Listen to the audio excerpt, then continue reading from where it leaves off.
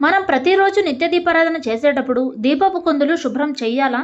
ఒకవేళ చేయలేని పరిస్థితుల్లో అలాగే ఉంచి దీపం పెట్టుకోవచ్చా? అనే దానిపై ఇప్పుడు క్లారిటీ తీసుకుందాం. దాని గురించి ఒక చిన్న స్టోరీ మీకు అర్థం అవ్వాలని చెప్తున్నా. ఒక ఇంట్లో ప్రతిరోజు ఉదయం, సాయంత్రం భక్తితో దీపం పెట్టే ఒక అమ్మాయి ఉండేది. ఆమెకు దేవుడిపై ఎంతో నమ్మకం, ఎంతో భక్తి. కానీ ఒక చిన్న అలవాటు మాత్రం ఉండేది.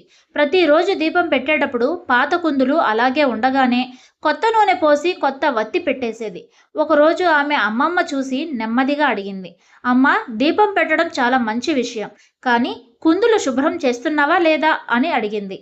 ఆమె అమ్మమ్మ సాయి చూస్తూ, అమ్మమ్మ, దీపం వెలిగితే చాలు కదా, అంత క్లీన్ చేయాల్సిన అవసరం ఉందా అని అడిగింది. అప్పుడు అమ్మమ్మ చిరునవ్వుతో చెప్పింది, దీపం అంటే కేవలం వెలుగు కాదు అమ్మా, అది లక్ష్మీదేవి స్థానం. మనం దేవుణ్ణి ఆహ్వానిస్తున్నప్పుడు ఆ స్థలం శుభ్రంగా ఉండాలి కదా. పాత నూనె, కాలిపోయిన